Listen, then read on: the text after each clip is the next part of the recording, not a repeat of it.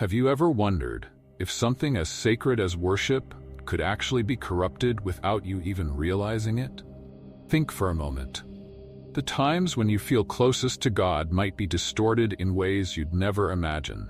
What you're about to discover could be happening right now in your church, affecting your spiritual life and the purity of your praise. In the next few minutes, I'm going to reveal a subtle but powerful strategy the enemy has been using to divert genuine worship into something completely different from what God desires. This is something you can't ignore. If you value your faith and your connection with the Lord, you need to understand how this insidious practice may be weakening your worship. Just like Paul and Silas demonstrated in Acts 16, true worship has the power to break chains and open doors. But what happens when that worship is manipulated? Now let's dive deep into how these influences are quietly infiltrating modern worship practices and what you can do to protect your faith. Imagine for a moment. The scene is a church, music echoing through the space, the voices of the faithful rising in harmony. But what if, behind this atmosphere of worship, there's an invisible infiltration? What if what should be pure and genuine adoration is in fact being corrupted, twisted into something else? This is a controversial topic, one that challenges our perception of spiritual safety. Have you ever wondered if evil can infiltrate even the most sacred moments? Could worship, which should be a direct channel for communion with God, be distorted without us even noticing? In 2 Corinthians 11:14 we are warned, "And no wonder, for Satan himself masquerades as an angel of light." Could the enemy be in disguise, using our worship services to deceive us? It's a chilling thought. But the more we reflect on it, the more we feel the urgency to understand how this could happen. The infiltration of evil into churches isn't just some distant theory. It's a real concern for many who seek to protect their faith. If even worship can be corrupted, how can we discern between what is true and what is false? Think about how much trust we place in our moments of worship. What if, instead of drawing us closer to God's presence, we are unknowingly feeding the egos of leaders or participating in empty performances? This is a deeply unsettling thought.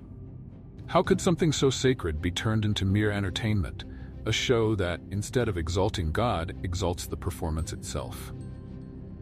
How many times have you sat in a service and wondered, am I truly worshiping God, or am I just watching a performance?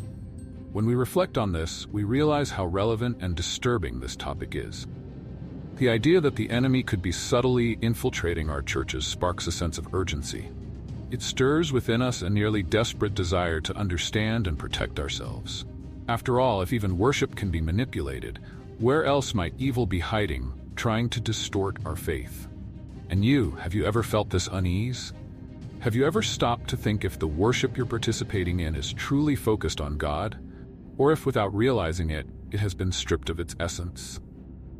Think of the Bible as a guide, not just for our personal lives, but also for understanding the spiritual world around us. The enemy, Satan, has always found ways to pervert what is sacred. One of the greatest examples of this is the story of Lucifer, an angel who led worship in heaven before his fall. Just imagine. The one who was closest to divine light, who knew God's glory most intimately, was consumed by pride. And today, he uses the very knowledge he once had in heaven to corrupt worship here on earth. Can you feel the weight of that revelation? If even Lucifer, the bearer of light, fell, what's to stop something similar from happening in our churches during moments when we should be most connected to God? The story of Lucifer isn't just a tale of rebellion, it's a warning.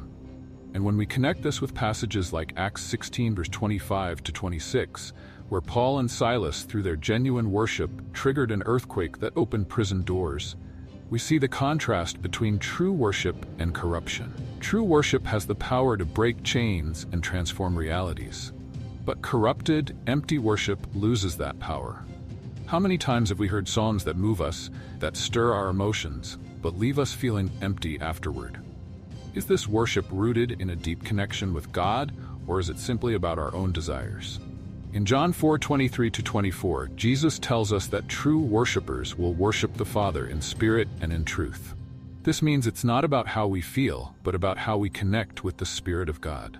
And this connection cannot be faked, nor can it be replaced by exciting performances or empty spectacles. Have you ever wondered if the music playing in your church or the way you worship truly reflects this worship in spirit and in truth?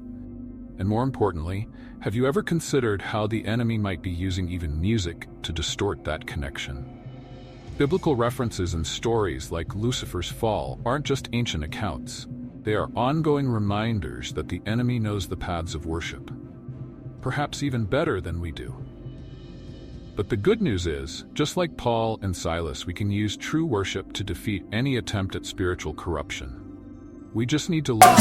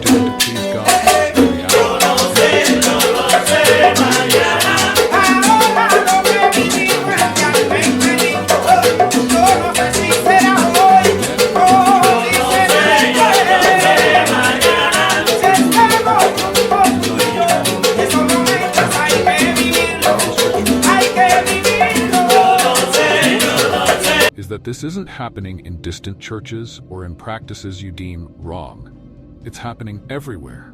And it could be happening right now, in the service you attend, in the worship you practice. Have you ever wondered why at times worship feels more like a theatrical performance than an act of true devotion? The thing is, Satan isn't content with just perverting what happens outside the churches.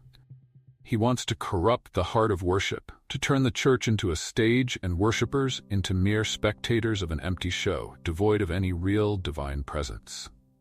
Is it controversial to say this? Absolutely. But think about it. How many times have you seen services where the focus is on the show, the lights, the performance, and not on God? What the enemy wants is for you to become complacent, to not question, to keep believing that everything is fine while he slowly drains the essence of your faith. He knows that if he can turn worship into a superficial spectacle, he has already won half the battle. But here's the point. True worship cannot be destroyed so easily. When you seek God in spirit and in truth, as Jesus said in John 4:23-24, you escape this trap. And more than that, you become dangerous to the enemy, because true worship holds power. It has the power to heal, restore, and transform not just your life, but the lives of everyone around you. Now, the question you need to ask yourself is, has your worship been true, or are you just watching a performance? This is the kind of question that should keep you up at night. Because if we don't confront this uncomfortable truth, we could continue being deceived by something that seems divine, but is in fact empty. And by the time you wake up to this, it may be too late. Have you ever considered that the very worship you offer to God might be tainted?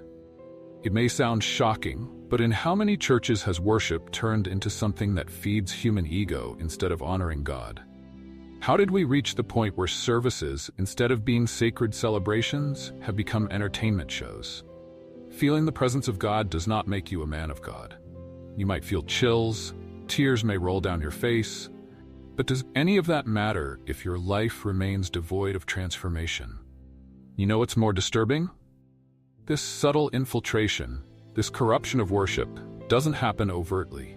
It happens in the small details, in the invisible distractions. It's in the moment when the music turns into a spectacle, in the instant when the focus shifts from God to the singer's talent or the impressive production of the service. What should be a moment of complete surrender to God becomes a display of vanity, of rehearsed performances meant to impress the audience. And you're there, consuming this entertainment, thinking that this is worship, but is it? You can feel God's presence in the middle of all of this. Yes, the Holy Spirit is merciful, and He touches hearts even amidst the chaos. But stop to think, what happens when the show is over? When the lights go out and the stage is dismantled? If your worship is superficial, based on emotions and not on truth, all that remains is emptiness. It's no wonder that many leave church with that feeling that something is missing, even after hours of singing and praising. And that's no coincidence, let's be honest. Feeling God's presence is not synonymous with transformation. Satan knows well the power of worship. He was once in heaven, leading angelic choirs before his fall. If he managed to deceive angels, what makes you think he can't deceive you? The enemy isn't content to attack from the outside. He wants to corrupt what is most sacred inside the church, the heart of worship. He turns moments of praise into empty performances. Shows of vanity, where what matters is not the glory of God, but human recognition. And you know what's most terrifying? Most people don't even realize it. They keep getting swept along by this current, thinking they're connected with God, when in reality they're just participating in a carefully choreographed spectacle. It's controversial to say this, but it needs to be said. How many churches do you know that seem more interested in earning applause than in seeking the presence of God? The contrast is stark. When Paul and Silas worshipped God in prison, there were no musicians, no lights, no stages, only chains. And it was that genuine praise that shook the earth and broke the prisons. Now look at many of today's services. Do you think that kind of worship could have the same impact? Or are we more concerned with looking good, with being admired, than with truly humbling ourselves before God? Have you ever looked around during a service and felt that something was off? Maybe you couldn't quite put your finger on it, but you felt it. You sensed that, instead of a sacred moment, something seemed out of place, disjointed. You're not alone in this. Many Christians look at the current state of churches and ask, what happened to true worship? This isn't an isolated concern. It's an unease that touches many who attend weekly services but leave with the feeling that something is missing. The problem is, we don't talk about it. No one wants to admit that sometimes the service we attend feels more like a show than an experience of true worship. And this is something real, something that many have already experienced. And this is the uncomfortable truth. Many of us are participating in services that have strayed from their original purpose. When the focus shifts away from God and onto the worship leader, the band's performance, or the size of the congregation, something is deeply wrong. It's no wonder that many feel disconnected, empty, even after attending moments supposedly dedicated to praise. The fact is, these problems are real and recognizable. It's the music that sounds more like a radio hit than a worship song. It's the exaggerated performance of the leader, who seems more like a rock star than someone leading God's people. And it's the rise of celebrity culture, where religious leaders are idolized like superstars. So what happens to true worship? What happened to moments of brokenness, of genuine surrender? They've been replaced by something more flashy, but spiritually hollow. This resonates with so many of us because we've seen these distortions up close. It's not something distant. It doesn't just happen in massive megachurches. It could be happening in the very service you attend every Sunday. This recognition is immediate because we've witnessed these failings. We've all seen worship lose its focus, becoming something more human than divine. But at the same time, this recognition gives us hope. If we can recognize the problem, we can also seek a solution. And that solution starts with a return to the basics, worshiping in spirit and in truth, putting God back at the center where He has always belonged. Have you ever felt this way? Have you noticed that something was wrong but couldn't quite name the problem? What do you feel when the service ends? Is the emptiness real, or do you feel a sense of fullness, as if something truly powerful has happened? It's time to stop pretending. If we want to fix what's broken in modern worship, we need to face the hard truth.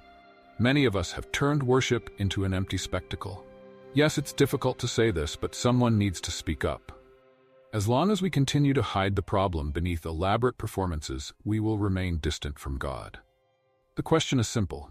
Are we worshiping God, or are we worshiping ourselves? Are we seeking His glory, or the applause of the crowd? The solution isn't easy, but it's clear. Jesus said in John 4:23-24 that true worshipers will worship the Father in spirit and in truth. But honestly, how many of us are really doing that? How many are worshiping God with a pure heart, without ulterior motives? Because if we're being truthful, many services today are more about entertainment than about seeking the face of God. And that's the problem we need to confront. If we want to return to true worship, we need to stop treating the service like a show. We need to end this obsession with worship leaders who behave more like celebrities than servants of God. And you know what I'm talking about. Those churches where the entire service revolves around the image and charisma of the leader, as if God's presence depended on their talent or performance. Let's be honest, that's not worship, it's disguised idolatry. And as long as we continue to feed this culture, we will drift further and further from God's purpose. True worship isn't about how many followers you have on Instagram or how many views your worship videos get. It's not about creating a perfect atmosphere with lights and sounds that stir emotions. It's about kneeling before God, broken, with nothing to offer but a humble heart. It's about worshiping in spirit and in truth, even when no one is watching.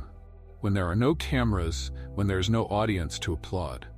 But let's be honest, how many of us are truly willing to set aside this vanity? How many are ready to go back to basics, to abandon the cult of personalities and refocus on what's essential, the presence of God? Because as long as you continue seeking human recognition, your worship will be empty. You might even feel God's presence amidst the chaos. But if your heart isn't aligned with Him, what's the point? The true calling here is for radical change. You're either committed to genuine worship or you're simply putting on an act. There's no room for gray areas anymore. The spiritual solution is clear but painful. Abandon the show, abandon the pursuit of human validation, and return to the essence, a pure worship, without masks, without performances, just you and God. To really reach people's hearts, we need to tell this story simply but powerfully. Imagine we're talking to someone who might have never thought about these issues before. The structure needs to be clear, without complications, but with an impact that really moves the audience. We start with a question that's impossible to ignore. Has evil infiltrated our worship? This creates that uncomfortable pause, but it's necessary. It's not a direct accusation, it's an invitation to reflect. It's like we're opening a window for the person to look inside themselves and at the services they attend. The intention here is simple, to awaken curiosity and concern, making them want to know more.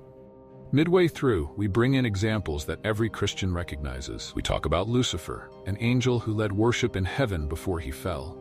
He's an example of how even something as beautiful and holy as worship can be corrupted when the focus shifts away from God and onto ourselves. And sadly, this can happen to any of us. Here, we want the audience to identify, not as someone being judged, but as someone seeing a real and frightening possibility. The narrative then builds. By comparing the false with the true, we show that real worship doesn't need elaborate productions. The example of Paul and Silas praising God in prison is perfect for this. They had nothing but their voices and hearts, yet that was enough to move God's hand. This contrast is the key point. While we're so concerned with the external details, true worship comes from the heart, without needing grand displays. And in the end, the most important thing, we don't just want to point out the problem, we want to show the way forward. We talk about returning to what really matters, which is worshiping God in spirit and in truth as Jesus taught. There's no secret formula, just the sincerity of a heart turned toward God. And here's where we leave the person with a choice. Are you ready to change? To leave behind what's empty and embrace true worship?